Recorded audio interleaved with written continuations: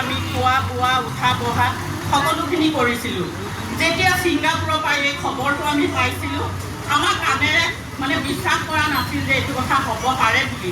আমি ভাবিছিলোঁ জুবিন দাই বহুত ধেমালি কৰে, কিজানি আহি ক'ব মই মৰা নাই, ফেনবা মই জীয়াই আছোঁ। আমি সেই আশাতেই পঢ়ি আছিলোঁ। কিন্তু এইটো বহুত ডাঙৰ কাম কৰিলে।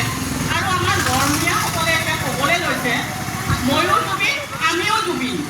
আৰে জুবিন দা ভৰিৰ যোগ্য হ'ব পৰা কোনোবা মানুহ গোটেই ভাৰতবৰ্ষত ওলাব নেকি? মই প্ৰথম এইটো প্ৰশ্ন কৰিছোঁ।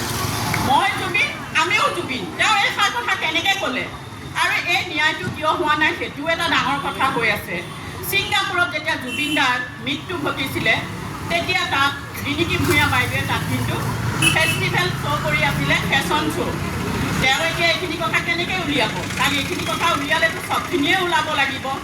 আৰু তেওঁতো এটাইকেইজনৰ লগত ভাল বন্ধুত্বও আছে। আমি ভালকৈ ফটো দেখা পাওঁ, আলোচনাত বহা দেখা পাওঁ, একেলগে টি পাৰ্টি কৰা দেখা পাওঁ। তেনেকুৱা এজন মানুহে জানো জুবিন দাৰ ন্যায় হোৱাটো বিচাৰিব? আৰু আমি যদি তেওঁৰ ওপৰত আশা কৰোঁ, আমি কেতিয়াও জুবিন দাৰ ন্যায় নাপাওঁ। আমি সকলোৱে এক হৈ সকলোৱে ওলাই আহিব লাগিব। আমাৰ শোণিতপুৰ ডিষ্ট্ৰিক্টৰ যিমানখিনি মানুহ আছে, যিমান গাঁও ভূঁই আছে, সকলোৱে একলগ হ'ব লাগিব। কাৰণ ৰাইজে নখ জোকাৰিলেহে নৈ বব, অকল চৰকাৰৰ দ্বাৰা কাম নহয়। আমি যেতিয়ালৈকে জীয়াই থাকিম জুবিন দাৰ ন্যায় বিচাৰিয়ে যাম। আৰু তেখেতসকলে কি কয়, মই জুবিন, আমিও জুবিন। এখন চিনেমাৰ এটা ডাইৰেক্টৰ তেওঁ কানাড়া চিনেমাৰ গানৰ কাৰণে তেওঁ গৈছিলে।